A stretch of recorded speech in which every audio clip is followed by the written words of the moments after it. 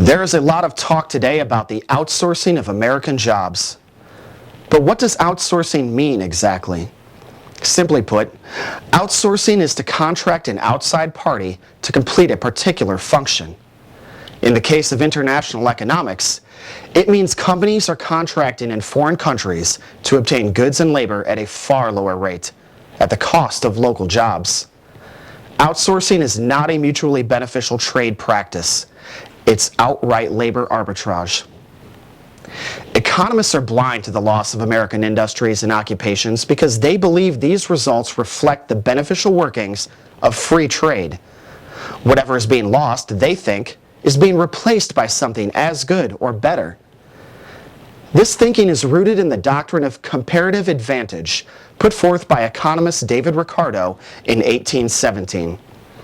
It states that even if a country is a high-cost producer of most things, it can still enjoy an advantage since it will produce some goods at lower relative cost than its trading partners.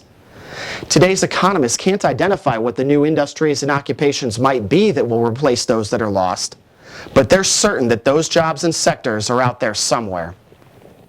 What does not occur to them is that the same incentive that causes the loss of one tradable good or service, cheap, skilled foreign labor, applies to all tradable goods and services.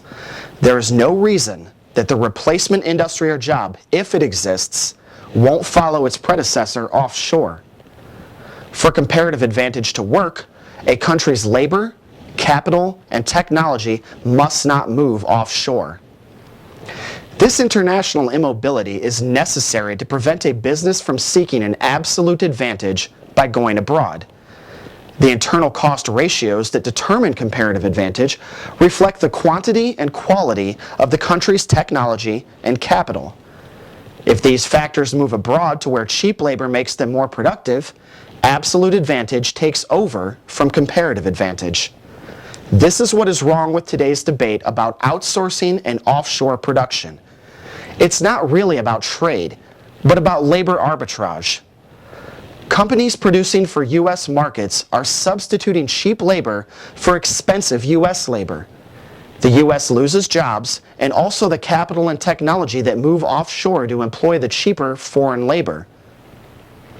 We will take a pause there for now. Be sure to tune in for the second half of our seminar on outsourcing.